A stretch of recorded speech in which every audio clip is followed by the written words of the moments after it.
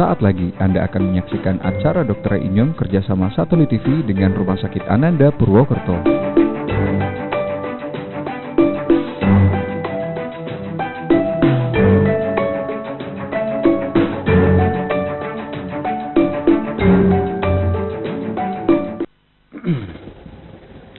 Halo, selamat malam pemirsa.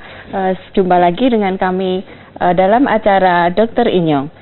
Malam ini kita akan membahas tentang informasi kesehatan dan gaya hidup sehat dengan ahli-ahli yang memang expert di bidangnya. Acara ini terselenggara atas kerjasama antara Satelit TV dengan Rumah Sakit Ananda Purwokerto. Pada edisi Minggu 8 Januari 2017 ini, saya Dr. Dian Sinto akan membawakan informasi seputar gangguan telinga bersama dengan Dr. Primartono, spesialis THT. Selamat malam dokter. Sehat dok. Sehat, ya. Dok, malam ini kita akan berbincang nih dok tentang gangguan seputar gangguan pendengaran ya dok ya. Di masyarakat sebenarnya mungkin banyak sekali dok yang ada gangguan pendengaran, cuman macam-macam ya dok ya. Ada yang sebabnya mungkin bisa dari kecil, bisa dari lahir, bisa karena ada gangguan infeksi, kemudian ada usia lanjut juga. Dokter bisa kasih ini nggak dok informasi gangguan pendengaran itu biasanya penyebabnya apa saja dok? Ya, jadi gangguan pendengaran pada telinga itu ya penyebabnya sebenarnya ada dua. Satu karena infeksi, yang satu lagi karena bukan infeksi. Nah, yang infeksi ini contohnya yang paling sering sekali terjadi di masyarakat itu yaitu radang telinga tengah akut. Ya. Di mana radang telinga tengah akut ini lebih sering terjadi pada anak-anak. Ya. Oleh karena pada anak-anak struktur anatomi dari saluran yang menghubungkan antara rongga telinga tengah dan saluran nafas atas itu dia lebih pendek, lebih lebar, dan juga proteksinya juga belum terbentuk dengan baik. Biasanya radang telinga tengah akut ini awalnya dari infeksi saluran nafas atas yang tidak sembuh atau tidak diobati dengan baik. Ya, dok, ya. Contohnya batuk pilek yang tidak sembuh-sembuh, terutama pada anak-anak ya. Dok. Sehingga kumannya lebih mudah masuk ke saluran yang namanya saluran tuba, saluran tuba Eustachiae, sehingga dia akan masuk ke rongga telinga tengah dan menyebabkan peradangan pada rongga telinga tengah. Kalau untuk yang harus diwaspadai itu dok, kan kalau ibu-ibu biasanya otomatis kalau batuk, pilek gitu ya dok ya berobat gitu. Cuman ada hal yang perlu dimengerti nggak dok oleh masyarakat bahwa ini bisa berpotensi ke arah gangguan telinga, ini tidak gitu dok? Biasanya kalau sudah menginfeksi di rongga telinga tengah, biasanya ada gejala. Kalau anak-anak biasanya dia tiba-tiba sakit ya. Telinga sakit terus demam. Sebetulnya ada juga gejala yang paling awal, yaitu telinga terasa penuh, rasanya gemerbek. Itu biasanya orang dewasa yang kalau dewasa bisa menyampaikan keluhannya. Kalau anak-anak kan tidak bisa, jadi dia rasa nyeri, dia rasa ngomong sama ibunya, telinga saya kok sakit. Terus ibunya melihat kok suhu tubuhnya juga agak tinggi. Itu kita harus waspada, ini infeksinya sudah sampai ke telinga. Jangan sampai nanti infeksinya ke stadium yang lebih lanjut. Jadi benang telinganya robek sehingga timbul keluar cairan. Nah, kalau itu penyembuhannya agak lama ya, biasanya 6 minggu sampai 2 minggu kemudian baru bisa nutup Ya, tapi kembali. Ya dok ya, kalau pada anak-anak kita bicara tadi pada anak-anak infeksi telinga tengah itu tetap bisa disembuhkan walaupun sudah keluar cairan. Kan kadang-kadang ibu-ibu tuh ya dok, kalau belum parah gitu ya, oh masih bisa lah ini gitu. Konsentrasinya ke batuk pileknya tuh dok, nggak itu, tapi tetap bisa disembuhkan dok. Meskipun sudah terjadi robekan pada gendang telinga, bisa disembuhkan. Gendang telinga bisa menutup kembali, tapi ya itu waktunya agak lama. Biasanya 6 minggu sampai 12 minggu. Nah, di atas itu sudah masuk stadium lanjut. Sudah kronik ya istilahnya, radangnya sudah jadi kronik. Batasnya itu ya dok, 6 minggu sampai 12 minggu.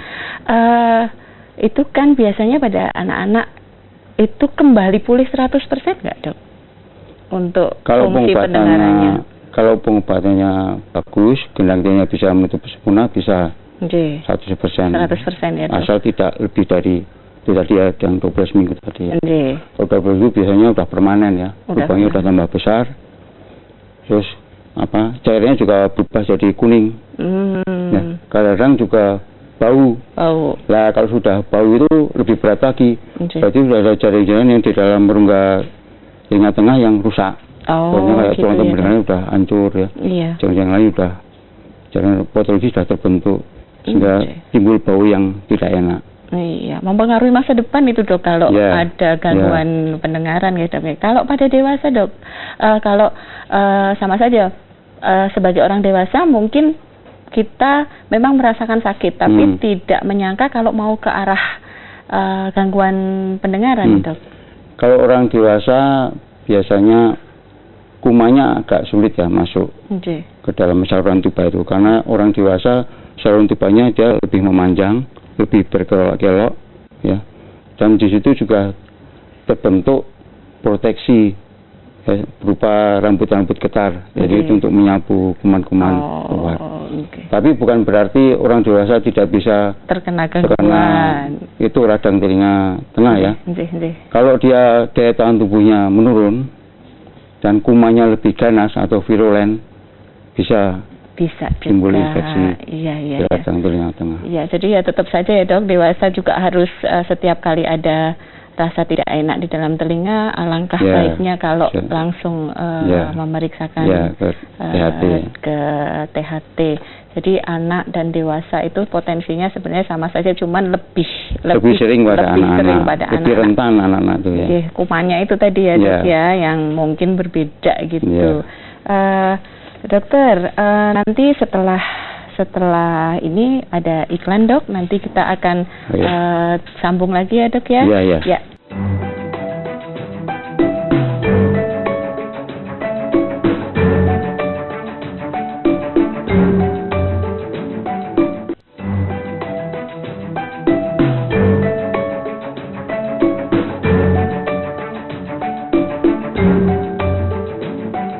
Kembali lagi di Dokter Inyong.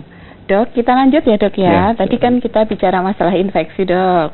Penyebabnya kan tadi banyak nih dok ya. Kita lanjut ke yang bawaan dok. Kadang-kadang kan bayi lahir itu tambah nggak bisa ngomong, tambah nggak ada tanda-tanda ya dok. Kalau kita nggak sebagai seorang ibu nggak sensitif ini bayi ini ada gangguan pendengaran atau tidak secara bawaan, itu yang bisa diwaspadai oleh ibu-ibu apa ya dok di situ dok? Ya, jadi saya ngomong tentang penyebabnya dulu aja. Monggo dok. Jadi tuli pada sejak lahir itu bisa disebabkan karena infeksi pada masa kehamilan ya. Misalnya ada parotitis, misalnya gondong, campak, kemudian toksoplasma, rubella, itu yang infeksi masa kehamilan menyebabkan virusnya dokter. Virus. Terus yang kedua obat-obatan, ya biasanya obat kina, salisilat, terus spiramisin, gentamisin itu juga bisa menyebabkan ketulian bawaan. Terus bayi prematur yang berat badannya kurang dari 1.500, kemudian bayi kuning, hiperbilirubinemi, terus ada asfiksi, lahir tidak menangis, Oh, Itu gitu. salah satunya. Oke. Contoh. Dok, ini apa namanya, mungkin nanti pemirsa juga akan ikut bergabung untuk diskusi dengan kita ya dok ya. Buat Iya. pemirsa yang akan ikut berdiskusi dengan kami di acara Dokter Inyong bisa menelpon ke nomor 0281 777 1242. Kita tunggu teleponnya pemirsa. Kita lanjut dulu dengan Dokter Primartono. Ya. Berarti yang infeksi tadi di masa kehamilan ya dok Iya, ya? di masa kehamilan. Iya. Padahal kalau kena infeksi di masa kehamilan itu juga kita nggak bisa ngapa-ngapain ya dok. Di situ berarti tergantung dengan obatnya. Iya, tergantung dengan obatnya juga. Oke. Ya itu tadi penyebabnya ya dok, kenapa pada bayi bisa ada gangguan pendengaran secara kongenital atau secara bawaan. Tanda-tandanya dok yang ibu itu bisa tahu tadi dok. Ya biasanya setelah umur 1 tahun dia tidak mecah ya. Oh, sampai umur 1 Iya. tahun baru ibunya sadar gitu Iya. ya dok. Enggak, biasanya itu untuk deteksi dini. Oke. Biasanya secara umum tuh baru 2 tahun baru orang tuanya sadar. Oh, Anak ini kok belum bisa ngomong, Oh, sampai 2 tidak respon tahun. terhadap suara. Oh Nah, gitu. lah kita sarankan pemeriksaan dini Oke. ya. Umur 3 sampai 6 bulan tuh harus kita Cek untuk cek untuk anak ini ada gangguan pendengaran atau tidak dengan tes BERA biasanya. tes apa dok? Tes BERA. Oh, tes BERA. Jadi anak nanti dibius, jadi otaknya direkam nanti. Jadi ketahuan ini normal atau tidak. Oh, itu berarti berlaku untuk semua bayi sebenarnya Iya. ya dok ya, karena kalau dia di bawah 1 tahun Iya. belum Jadi ketahuan. nanti setelah umur 1 tahun dia bisa ikut PAUD ya. Oh, nggih. Jadi tahu. dilatih untuk ngomong. Oh, Dan dia nggih. sudah Sudah sebelum itu ketahuan. dia pakai alat dulu kan, alat bantu Alat dengar. bantu dengar. Nah, Iya. nah, itu baru umur 1 tahun sampai 2 tahun dilakukan pendidikan Nggih. usia dini. Oh, gitu. Tapi bukan yang 2 tahun juga terlambat, enggak ya. Nggih. Yang 2 tahun juga bisa dilakukan tes BERA dan diketahui ada kurang tidak pendengaran kedua telinga. Kalau kurang ya kita kasih alat bantu dengar. Terus Oke. terapi bicara, Nggih. ya, Nggih. terapi bicara Nggih. sampai dia bisa bicara. Nggih, seperti nggih, orang nggih, normal. nggih. Berarti memang tanda-tandanya memang kalau kita belum, kayaknya tes yang di umur 3 bulanan itu memang belum banyak dipakai ya dok ya, maksudnya tidak banyak ibu melahirkan yang tahu bahwa sebaiknya di umur-umur itu memang bayi lahir dites. Ya, kebanyakan memang Ya. tidak tahu. Mereka kebanyakan tahunya setelah 2 tahun anak ini kok ngomongnya terlambat. Nggih. Baru ke dokter THT. Oke. Biasanya ke dokter anak dulu ya dok, dites dulu itu tumbuh kembang ya dok. Iya, biasanya Oke. ke Setelah dokter nggak anak ada dulu. gangguan tumbuh kembang baru Iya, ke THT. THT. Iya. Nah dok, mengenai tadi kongenital itu dok, kan dia melalui, kalau ketahuannya lebih dini itu tadi umur 1 tahun dia bisa ikut sekolah biar dia Iya. bisa ada terapi bicara Iya. walaupun dia memakai Alat alat bantu bantu dengar. dengar gitu. Kemudian kalau juga setelah 2 tahun juga sama ya dok, Sama, perlakuannya ya. sama, dites dulu pakai tes yang tadi, kemudian diperlakukan sama.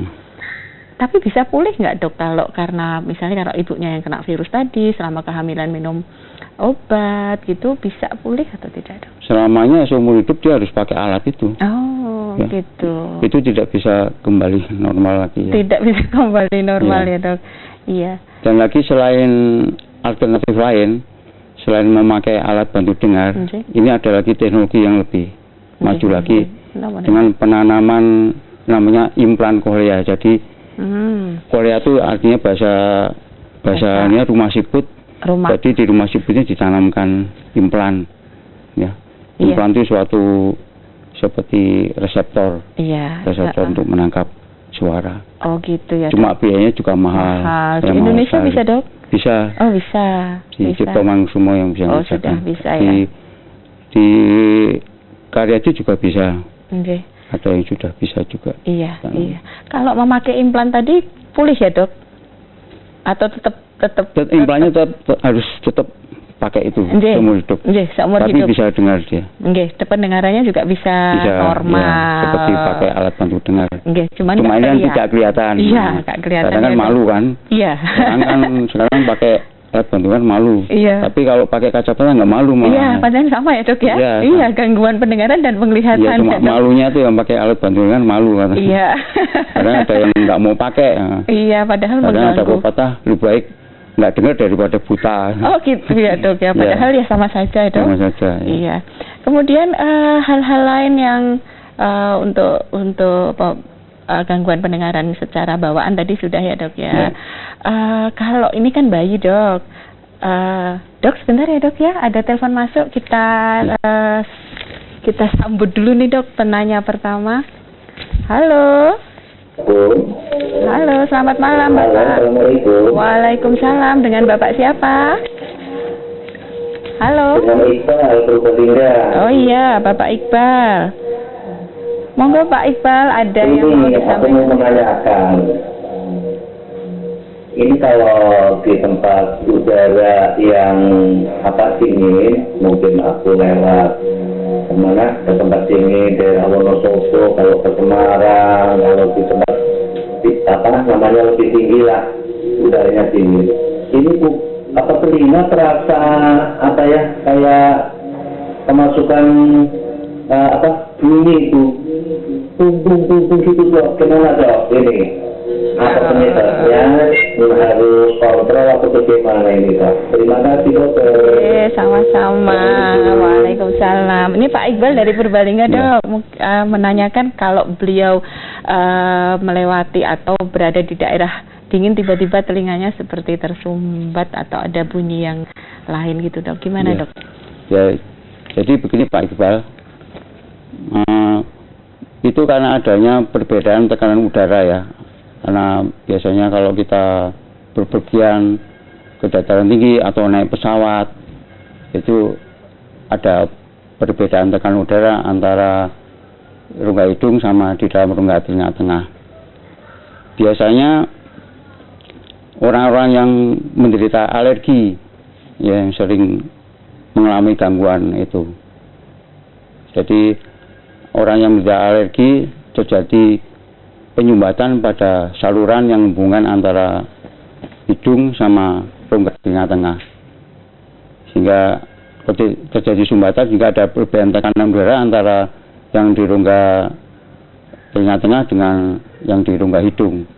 Jadi ada sumbatan hingga terasa seperti penuh telinganya, dan juga di situ terbentuk dalam rongga telinga tengah terbentuk cairan, jadi rasanya seperti ada airnya, jadi bunyi dung dung dung gitu Pak Iqbal. Oke. Ya sebenarnya itu sering ya dok ya, hampir semua sering kalau kita masuk ke atau kita dari atas terus turun seperti tersumbat. Dok biasanya penanganannya kita dok, ada iklan dulu mau lewat ya dok ya. Oke.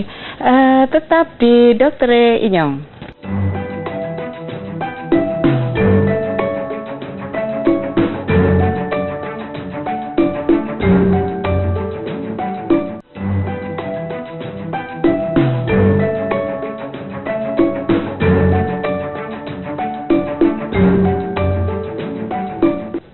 Tetap di Dokter Inyong dengan saya Dr. Dian Sinto dengan Dr. Primartono, spesialis THT. Dok, tadi kita terputus dok menjawab pertanyaannya dari Pak Iqbal. Kurang tadi yang mau disampaikan Dr. Prim adalah cara penanganannya, dok. Monggo dokter. Jadi cara penanganannya supaya telinganya bisa buka lagi, biasanya kita lakukan falsafah test ya. Itu bisa dilakukan sendiri. Jadi dengan cara menutup hidung, terus kita lakukan gerakan seperti meniup gitu, sehingga ada tekanan serasa ada tekanan di kedua telinga. Itu maksudnya supaya salurannya supaya membuka. Itu namanya tes apa tadi dok? Falsafah. Falsafah tes ya dok, dilakukan sendiri. Terus bisa juga dengan melakukan gerakan mulut. Dok.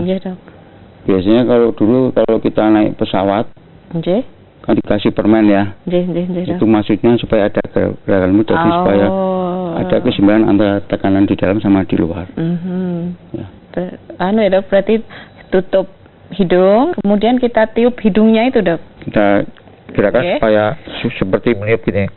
Jadi supaya ada tekanan di kurat ini. Iya. Dilakukan sampai agak nyaman. Tapi kadang juga hanya sebentar, kemudian nutup lagi. Nah, kalau sudah gitu ya, terpaksa kita lakukan pengobatan. Pengobatan ya, Dok. Iya. Tapi jarang kayaknya ya, Dok. Biasanya bisa buka sendiri ya, Dok ya. Ya, ada yang buka itu, tapi ada yang lama sampai beberapa hari tidak buka-buka. Karena mereka datang ke kita. THT.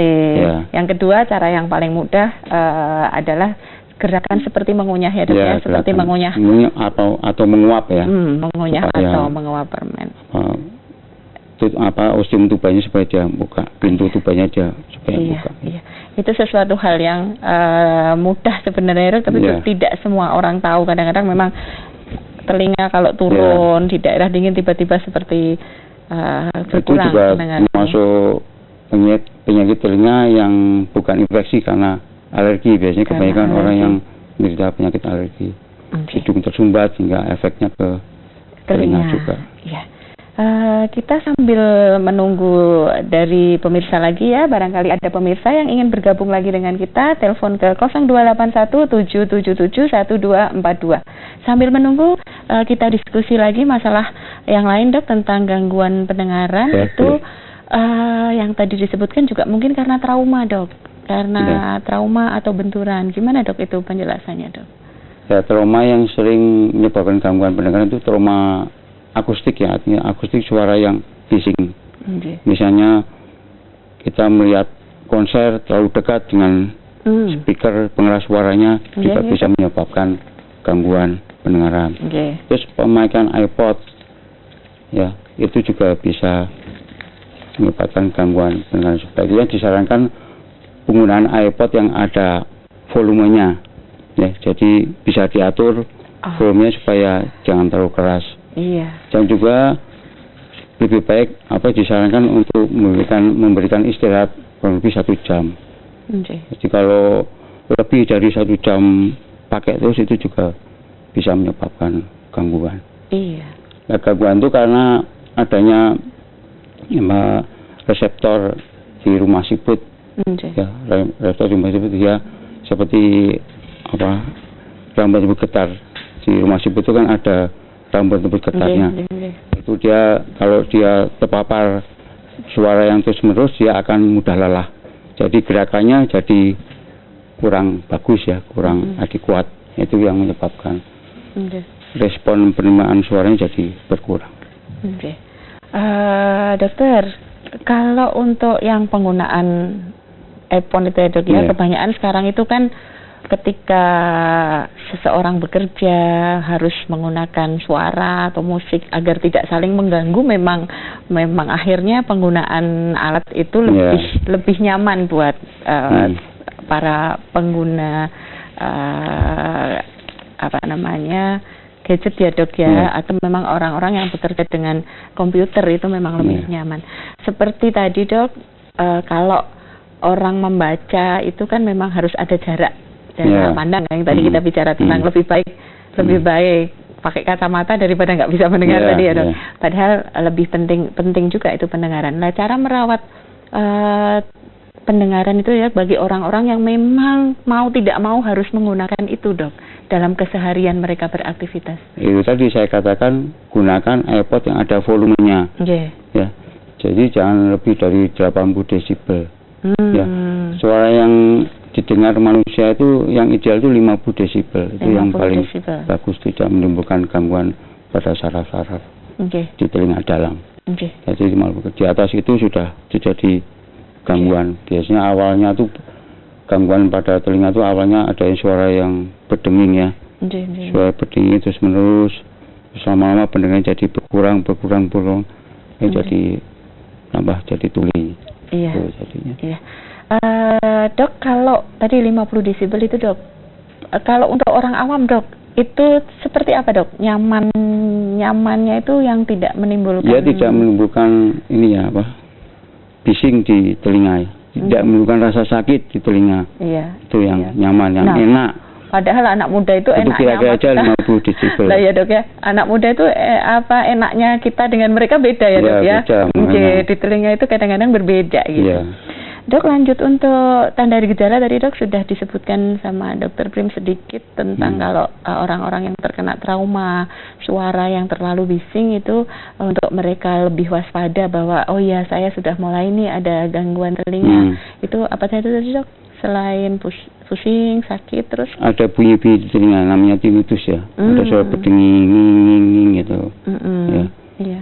Yang lama hilang timbul. Kadang terus menerus panjang hari terus bunyi. Terus tadi juga pendengarannya jadi berkurang. Itu kita harus waspada. Iya. Biasanya itu pengobatannya juga agak lama ya, karena sudah terjadi itu agak lama. Iya, dan lebih kepada orang dewasa ya. Ya lebih baik kita mencegah daripada sudah terjadi gangguan. Iya. Pada telinga. Dengan cara tadi itu kalau terpaksa menggunakan earphone ya volumenya diatur aja. Saja. Dan juga dikasih jarak istirahat 1 jam. Jadi jangan lebih dari 1 jam memakai terus ya nanti jadi kerusakan pada. Iya. Intinya harus bisa mengatur diri sendiri ya. Harus bisa mengatur diri sendiri itu ya. Cuman teman-teman yang menggunakan alat ketika memang harus bekerja yang ditaruh di telinga sebagai yang lain sih memang jadi nyaman ya Dok, cuman berhati-hati terhadap kesehatan diri sendiri. 1 jam sekali. Istirahatnya berapa lama itu Dok? Ya 1 jam. Oh 1 jam pakai, 1 jam berhenti gitu ya Dok ya. Jangan pakai lebih dari 1 jam terus-menerus, nanti akibatnya itu tadi ada gangguan-gangguan yang nggak nyaman di telinga. Padahal biasanya mereka bekerja sampai 12 jam ya Dok. Iya, berarti 1 jam, 6 jam pakai, 6 jam. Iya, lebih baik jam berhenti. mencegah daripada timbul gangguan-gangguan yang tidak nyaman. Dok, ini mau ada yang lewat lagi Dok, ada iklan lagi, kita break sebentar ya Dok ya. Untuk para pemirsa kita jangan kemana-mana, kita akan lanjut setelah ini tetap dengan Dr. Primartono di Dr. Inyong.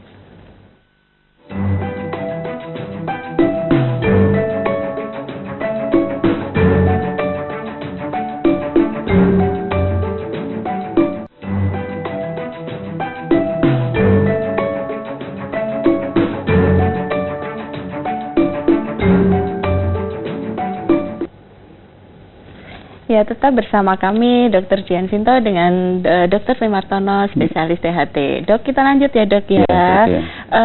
Gangguan telinga tadi Dok, kita lanjut lagi yang masalah sumbatan Dok. Kayaknya lebih banyak tuh ya Dok ya, kalau pasien datang itu awalnya sepertinya mereka terkena gangguan pendengaran, tapi ternyata mereka tidak apa-apa. Itu bagaimana itu Dok? Kok ada yang memang sering berkali-kali tersumbat itu Dok? Iya. Biasanya itu karena adanya sumbatan kotoran ya. Jadi bukan infeksi karena adanya sumbatan kotoran atau disebut dengan serumen. Kalau masalah sumbatan itu nggak masalah, sebenarnya kita ambil dia udah kembali pendengarannya normal kembali. Dan untuk masalah serumen itu ada yang keras sekali ya, ada yang lembek. Itu tergantung masing-masing individu. Jadi tidak semua orang serumennya keras atau kotorannya lembek. Atau bahkan ada juga orang yang sama sekali tidak pernah harus timbul. Beruntung itu ya Dok. Karena di liang telinga itu sebenarnya ada rambut-rambut untuk membersihkan kotoran-kotoran yang ada di dalam telinga. Itu karena produksinya aja yang banyak dan sifatnya keras sehingga telinga tidak bisa membersihkan sendiri, terpaksa terjadi penumpukan kotoran di dalam rongga telinga tengah. Sehingga terpaksa juga harus ke dokter untuk diambil. Nah, masalah membersihkan telinga itu Dok, itu kan sebenarnya kegiatan kita sehari-hari Dok. Nah, banyak mungkin dari kita yang salah untuk membersihkan telinga. Kan sebenarnya banyak alat itu Dok, yang biasa ada cotton pad, kemudian ada yang besi, kemudian ada yang mungkin bentuknya lain lagi. Itu sebenarnya yang paling, cotton pad juga ukurannya banyak itu ya Dok ya. Sebenarnya yang paling ideal untuk menjaga agar tidak terjadi sesuatu hal yang tidak diinginkan. Ya, kita sarankan lebih baik membersihkan telinga jangan dengan benda-benda yang tajam. Ya, jangan memakai tusuk gigi. Jangan memakai itu bulu ayam. Bulu ayam. Atau kadang ada pasien yang beli alat sendiri dia korek-korek itu bisa berbahaya, bisa kena gendangnya jadi yang trauma besi itu ya dok ya. Padahal itu dijual bebas loh dok. Iya, makanya itu kita sarankan pakai cotton bud saja. Iya. Cotton bud memang ada 2 ukuran, satu yang baby, yang satu yang biasa. Ya. Dan juga untuk membersihkannya juga jangan terlalu dalam. Yang sering kapasnya ketinggalan. Oh iya. Ya, jadi steaknya aja yang keluar, kapasnya masih di dalam. Karena lebih besar kapasnya jadi daripada. Benda asing sering datang ke kita untuk diambil. Ini kapas saya ketinggalan habis membersihkan telinga. Iya. Dan lagi membersihkan telinga tidak usah tiap hari, tidak perlu tiap hari. Habis mandi dibersihkan. Itu kalau tiap hari risikonya jadi iritasi. Jadi infeksi, jadi radang telinga luar atau otitis eksternal. Ya, karena lecet kan digesek-gesek terus. Iya. Jadi lebih baik untuk pembersihannya cukup 1 minggu sekali saja. 1 minggu sekali. Ya. Itu pun juga tidak boleh terlalu dalam ya dok ya? Iya, tidak boleh terlalu dalam. Jangan sampai kadang terlalu dalam juga bisa ketusuk geningnya jadi robek. Ya. Jadi cukup di luarnya saja. Asik sih dok biasanya. Ya, kadang-kadang terlalu asik. Geli-geli gimana gitu, enak, jadi enak gitu. Jadinya sampai ke dalam. Ya. Ada rasa ketidakpuasan ketika membersihkan sumur. Ya, itu karena kebiasaan. Ada orang yang kebiasaan kalau tidak ngorek-ngorek kuping rasanya kok gimana, tidak enak. Iya, berarti untuk membersihkan telinga itu cukup 1 minggu. 1 minggu sekali saja. Itu usah tiap hari. Di bagian luar saja ya dok ya. Ya, bagi yang kotoran memang banyak, kadang juga tidak bisa dibersihkan sendiri ya. Malah kadang masuk kotorannya jadi masuk. Lebih baik ke dokter saja. Kalau yang sering kotor itu memang bakat. Jadi itu memang bakat kotor, jadi lebih baik 6 bulan sekali ya. 5 bulan 6 bulan sekali cek ke dokter THT.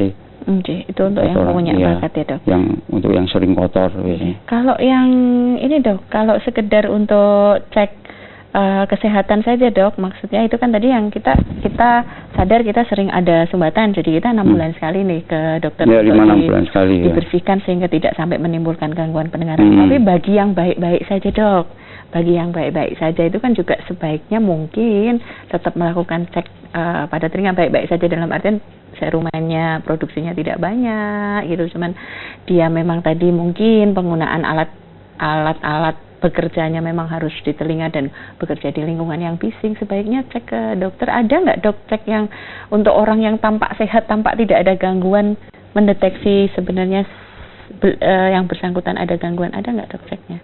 Biasanya itu karena kalau cek rutin tidak ada ya. Biasanya dari pihak kantor atau dia mau masuk sekolah, medical check up dicek, baru kalau ada klien baru dirujuk ke dokter THT. Kalau bersih ya sudah. Jadi kalau untuk masalah itu tidak ada cek khusus ya. Kecuali kalau yang sering kotor tadi memang kita jalankan untuk 5-6 bulan sekali. Tapi kalau pengen cek juga bisa ya dok? Orang sehat pengen cek cek up boleh. Tajam pendengaran itu bisa ya dok? Bisa. Ada audiometri ya. Audiometri. Di sini yang tersedia Margono ya. Oh gitu. Margono atau di apotek Kimia Farma juga bisa. Oh gitu. Untuk supaya ingin cek pendengaran. Dok. Kecuali tadi ya dok kita sudah bahas banyak untuk alergi, kemudian sumbatan, kemudian infeksi. Nah untuk usia lanjut tuh dok. Ya. Usia lanjut itu memang berbeda-beda antara satu dengan orang yang lain. Kapan sih kita ini usianya sama nih 60 tahun tapi yang ini kok masih pendengarannya masih bagus gitu. Ada pengaruhnya pada di awal usia muda atau pertengahan dewasa gitu nggak ada? Ya ada sih ya. Biasanya pada usia-usia 40-an atau 30-an dia sudah menderita hipertensi atau hiperkolesteremi, diabetes. Ya, itu mempercepat proses kerusakan pada organ-organ yang ada di telinga dalam. Jadi ada penyakit metabolik ya, yang lebih awal itu kayak tadi yang saya bilang, jadi itu juga bisa mempercepat proses kerusakan. Ya. Iya. Kalau yang alami ya usia lanjut memang sudah terjadi proses generasi ya, 70-80 tahun. Saya sudah memang sudah alami lah ada proses degenerasi. Iya. Kalau yang memang ada perbedaan, kalau ini 60 tahun ada yang sudah kurang, ada yang belum, itu karena akibat ada penyakit-penyakit metabolik yang saya sebutkan tadi. Iya. Di awal terjadi penyakit-penyakit itu tadi. Iya, berarti faktor pemberatnya memang nggak cuma gaya hidup ya dok ya, apa namanya tadi faktor pekerjaan yang memang di tempat yang bising juga mengenai, ada juga faktor pemberatnya untuk lansia karena memang ada penyakit, ada penyakit lain gitu ya dok. Iya, dok, ini juga banyak orang awam itu selalu bertanya ke saya, misalnya saya dokter umum ya dok, ketika dia hipertensi minum obat yang terlalu panjang, itu sebenarnya yang membuat gangguan pendengaran itu yang ditanyakan kan pasti minum obat terlalu panjang ya dok ya, bukan karena hipertensinya ya dok. Sebenarnya seperti apa itu dok? Biasanya karena hipertensinya ya, bukan karena obatnya. Obat-obatan yang efeknya ke telinga itu obat paru, INH. Ya. Orang yang TB, orang diobati sampai 6 bulan itu ada gangguan pendengaran. Kalau obat hipertensi tidak ya. Biasanya karena hipertensi saja itu karena. Ya, karena memang tekanan darah. Ada suara berdenging biasanya. Hipertensi, terus gula darah juga bisa menyebabkan gangguan pada telinga. Oh gitu. Jadi memang harus kita turunkan. Harus dirawat. Kita kelola hipertensi sama gula darahnya. Iya. Jadi itu sebenarnya masyarakat lebih cenderung kan selama ini yang disalahkan obatnya itu. Iya, karena minum obat panjang nih saya jadi tidak semua obat, kecuali kalau obat paru gitu memang efeknya ke situ. Jadi kalau dengan memperbaiki gaya hidup, kemudian penyakit metaboliknya tadi membaik, juga nanti akan berpengaruh pada usia lanjut tadi ya dok ya, untuk kesehatan pendengaran, kemudian juga untuk gula tadi ya dok, juga dirawat secara baik. Jadi itu mungkin meluruskan anggapan masyarakat ya dok, bahwa kalau obatnya nggak diminum malah justru semakin malah semakin berat penyakitnya, nggak turun-turun hipertensi sama diabetesnya. Iya, nanti kalau nggak turun akhirnya di usia 60-70 lebih cepat terkena gangguan pendengaran daripada orang yang tidak terkena penyakit metabolik. Dokter, ini nanti ada jeda iklan lagi, kita akan bertemu lagi nanti setelah iklan berikutnya dok ya. Tetap bersama kami di Dokter Inyong, bersama saya Dr. Dian dan Dr. Primartono.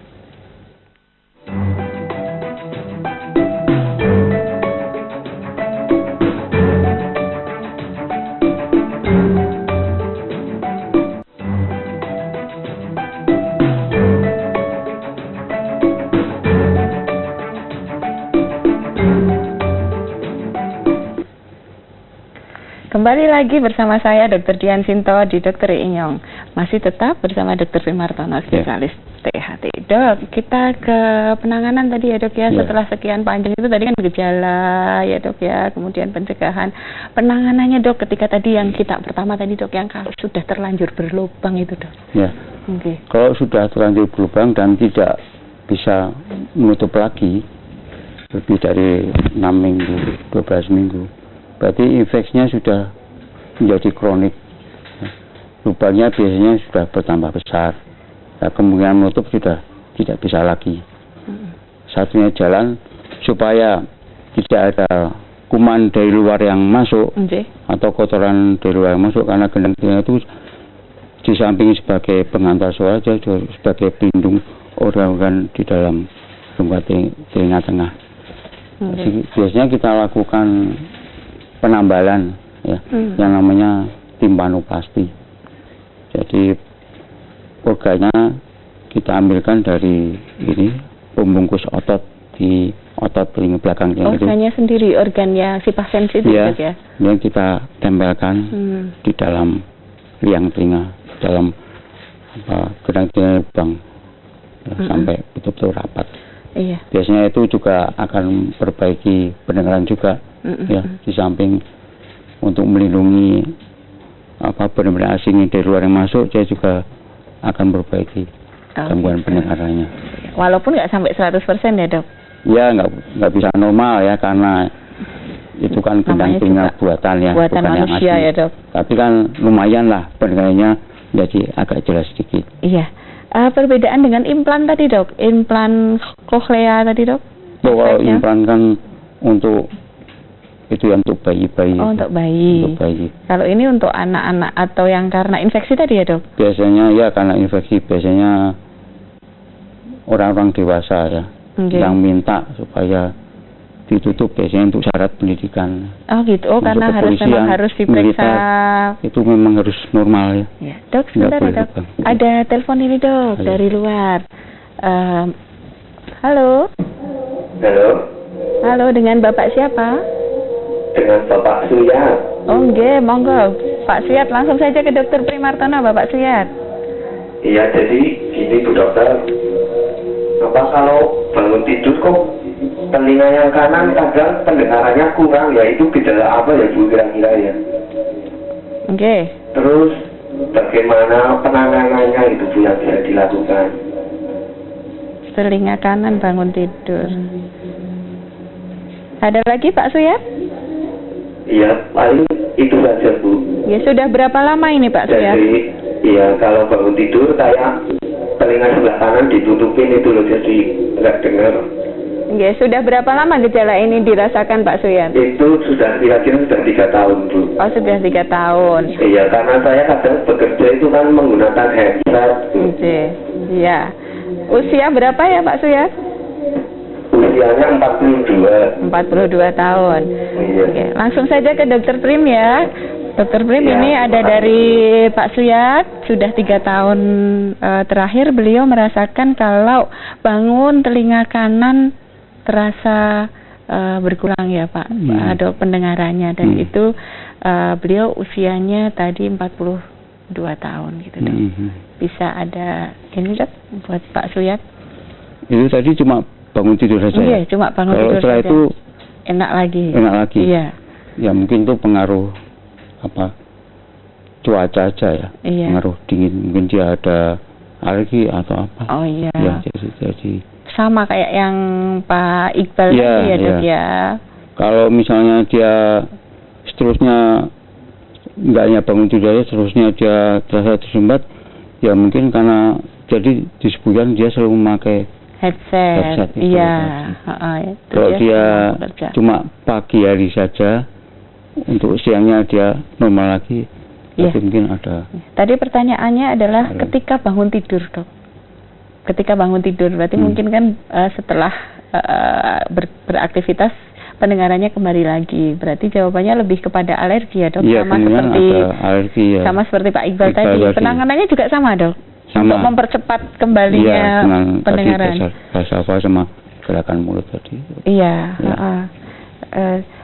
Untuk Pak Suyat begitu tadi lebih kepada alergi karena memang cuma terjadi ketika bangun tidur saja.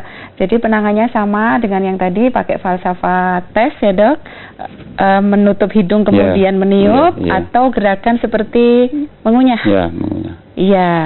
Kalau hal itu terjadi sepanjang hari, kemungkinan pemakaian headset itu. Iya. Tapi mungkin untuk Pak Suyat juga ada baiknya untuk mengikuti tadi ya dok, yang 1 jam sekali mulai sekarang untuk beristirahat. Jadi volumenya diatur lah. Oke, 50 desibel tadi. Ya, kalau sama harus dikasih istirahat 1 jam, minimal 1 jam. Dok, ada pertanyaan lagi nih dok, ada penanya lagi. Oh, putus dok. Putus, mungkin kita tadi terlalu lama, nanti kita tunggu lagi ya, barangkali ada yang lain lagi. Kita lanjut tadi dok, apabila itu sepanjang hari karena pemakaian headset, mulai sekarang mungkin dibiasakan untuk 1 jam memakai, 1 jam. Dok, ada penanya lagi dok? Halo, selamat malam. Malam. Iya, dengan ibu siapa? Pak dokter. Iya. Ibu Wati. Iya.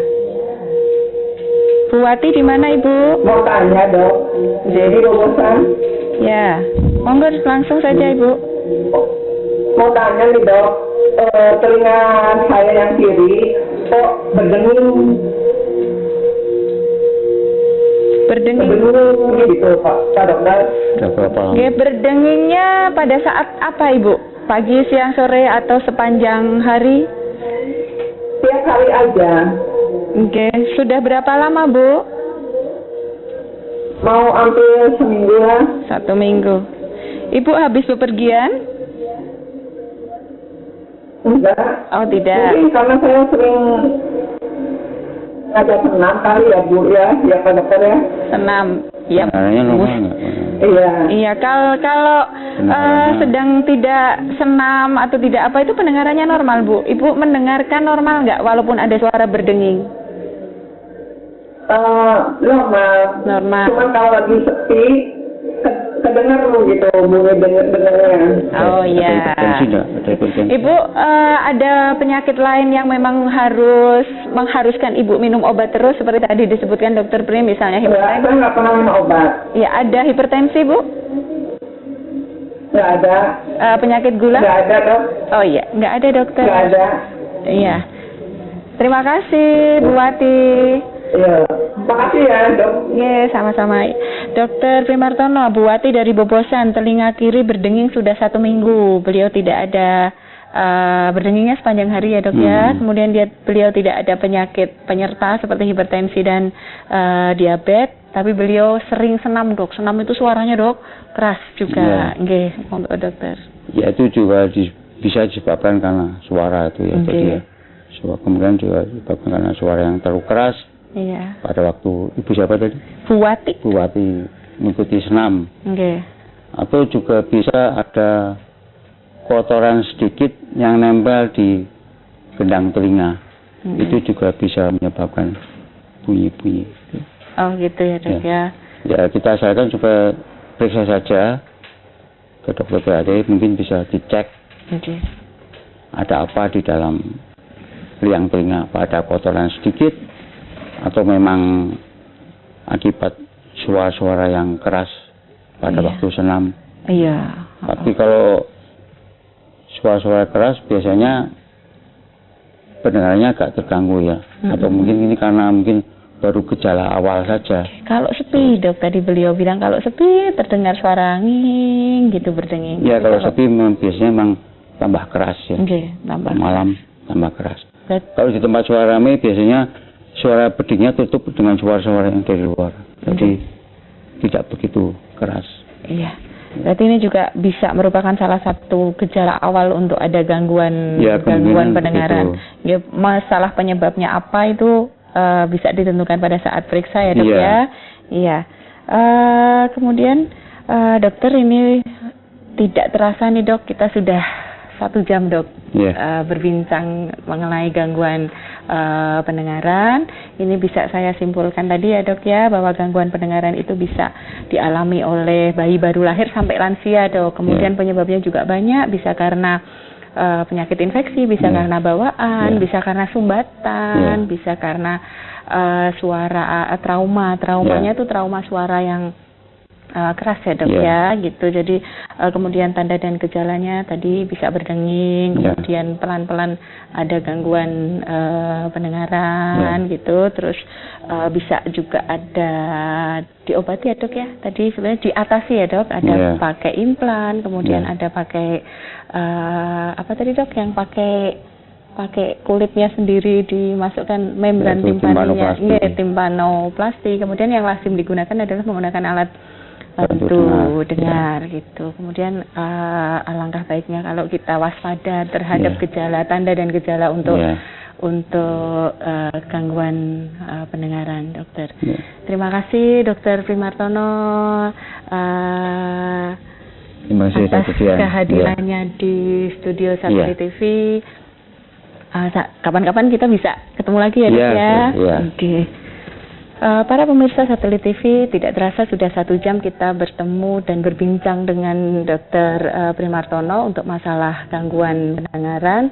Kita akan bertemu lagi pada setiap hari Minggu jam 19.30 sampai jam 20.30. Acara ini terselenggara atas kerjasama dari Satelit TV dengan Rumah Sakit Ananda Purwokerto di Jalan Pemuda nomor 30.